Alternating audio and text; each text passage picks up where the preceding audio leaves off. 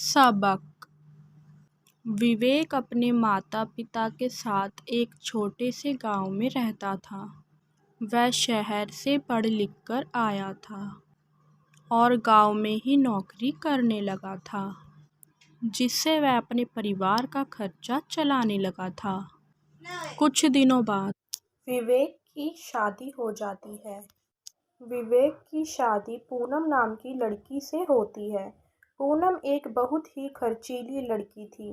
पूनम के पास जब भी पैसे आते थे या उसका पति उसे पैसे देता था, वह नए नए कपड़े गहने खरीद लेती थी।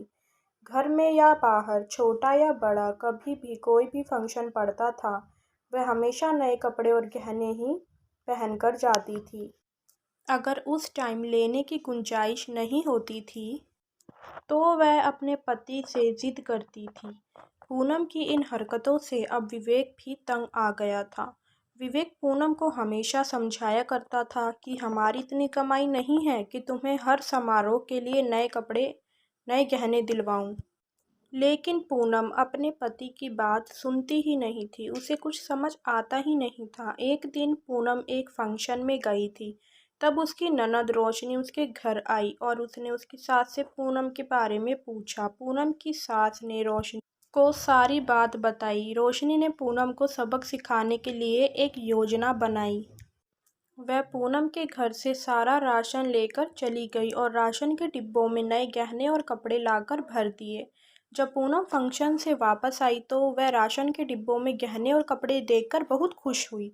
रात के समय जब वह खाना बनाने किचन में गई तो उसे राशन के डिब्बों में राशन मिला ही नहीं। तब उसने अपनी सास से पूछा, माँ जी, राशन कहाँ गया?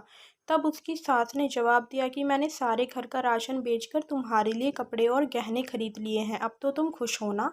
तब पूनम बोली कि माँ जी, लेकिन खाने के बिना मैं कपड़े और गहनों का क्या करूँगी? तभी वह उसकी ननद आई और उसने उसे सारी बात बताई कि मैंने तुम्हें सबक सिखाने के लिए यह सब किया था।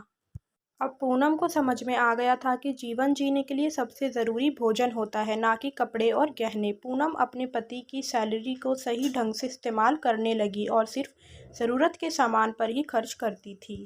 अब उसे सब समझ आ गया था। फिर सब हंसी खुशी रहने लगे। तो दोस्तों, आपको कहानी पसंद आई है तो इसे लाइक शेयर करें और हमारे चैनल को सब्सक्राइब करें। धन्यवाद।